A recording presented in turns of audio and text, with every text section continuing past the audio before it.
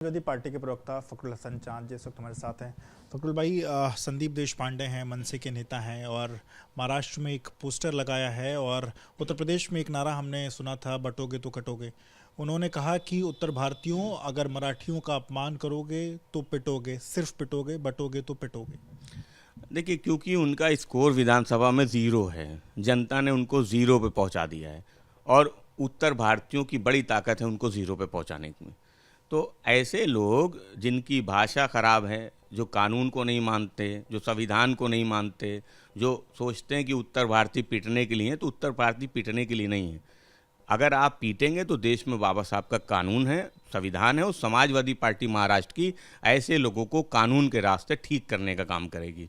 तो जो लोग सोचते हैं कि मारपीट करके, गुंडागर्दी करके, टपोरीगिरी करके वो उत्तर भारतीयों को अपमानित कर लेंगे, उनको पीट लेंगे, तो ऐसा वो कर नहीं पाएंगे, क्योंकि समाजवादी पार्टी महाराष्ट्र में मजबूत है और महाराष्ट्र में ऐसे लोगों को सबक सिखाने के लिए कानून का जो भी रास्ता होगा वो समाजवादी पार्टी अपनाएगी। मराठियों के अपमान करने की बात करें तो मराठियों के अपमान करने जैसा कैसे विदेश? देखिए, क्या उत्तर भारतीयों ने कभी मराठियों का अपमान किया या मराठी भाषा का अपमान किया? कभी नहीं।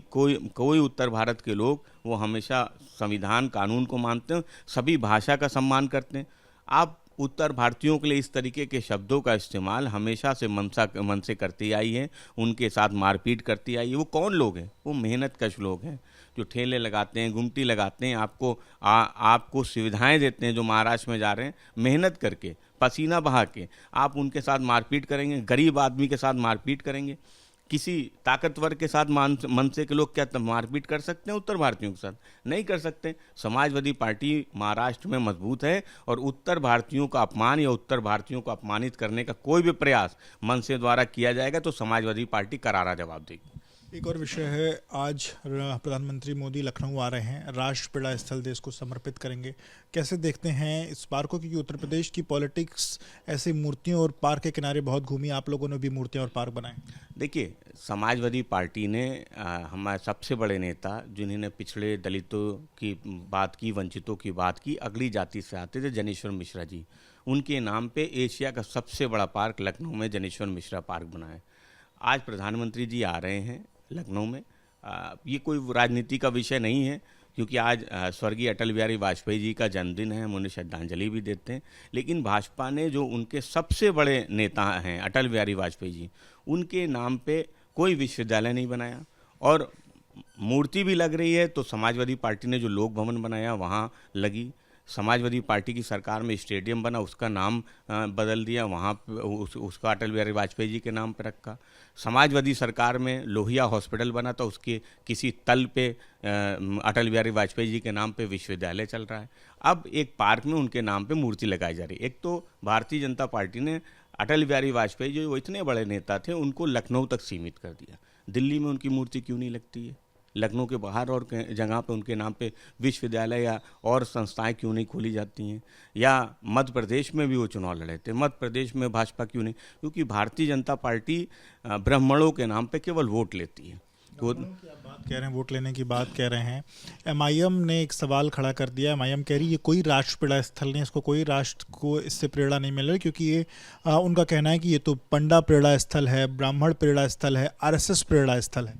देखिए, ओवैसी जी की पार्टी के किसी बयान पे समाजवादी पार्टी को कोई टिप्पणी नहीं करनी है। समाजवादी पार्टी समझती है कि उत्तर प्रदेश में पिछड़े दलित अल्पसंख्यकों के बाद अगर सबसे ज़्यादा अत्याचार किसी पे हो रहा है तो वो ब्राह्मणों पे हो रहा है और उत्तर प्रदेश के जो ब्राह्मण विधायक हैं वो अलग मीटिंग भी कर रहे हैं।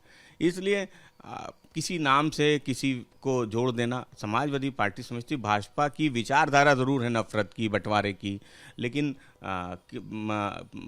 जो पार्क है उसमें जो मूर्ति लग रही हैं निश्चित रूप से उन महापुरुषों की मूर्ति है, उनका योगदान है देश में, इसलिए उस पे समाजवादी पार्टी को कोई एतराज़ नहीं है। और लोगों की भी, और महापुरुषों की भी मूर्ति लगती तो बेहतर होता कि, और जो पीडीए समाज से आते हैं उनकी भी मूर्ति लग जाती। अटल बिहारी वाजपेयी जी की मूर्ति के साथ पंडित दीनदयाल उपाध्याय जी हैं, श्यामा प्रसाद मुखर्जी, कुल 3 मूर्तियां लगी हैं।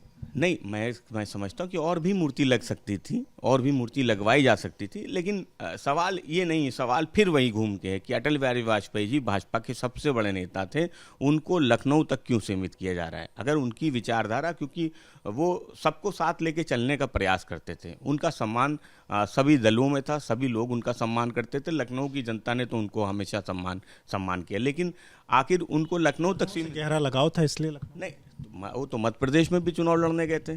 सवाल इस बात का है कि दिल्ली में उनकी मूर्ति क्यों नहीं लगती, दिल्ली में कोई विश्वविद्यालय उनके नाम पे क्यों नहीं खुलता? 11 साल से केंद्र में भाजपा की सरकार है, 9 साल से उत्तर प्रदेश में भाजपा की सरकार है, तो आप अटल बिहारी वाजपेयी जी को उनके नाम को लखनऊ तक सीमित क्यों करना चाहते हैं? ये भी बहुत बड़ा सवाल है। और उनके नाम पे कोई विश्वविद्यालय क्यों नहीं खोलना चाहते हैं? क्यों सीमित? मैं तो पूछ रहा हूँ, ये तो भाजपा की राजनीति है। आप क्यों उनके नाम हॉस्पिटल नहीं खोल देते? इतना लंबा समय आपको मिला, तीसरी बार प्रधानमंत्री जी हैं, भाजपा की सरकार केंद्र में, 2 बार से उत्तर प्रदेश में भाजपा की सरकार है, उनके नाम आप एक हॉस्पिटल नहीं बना पाए, एक विश्वविद्यालय नहीं बना पाए, और आप कहते हैं अटल बिहारी वाजपेयी जी आपके सबसे बड़े नेता हैं। या तो आपके सबसे बड़े नेता हैं, आप उसको स्वीकार नहीं करते हैं, इसलिए आप उनको लखनऊ तक सीमित करना चाहते हैं।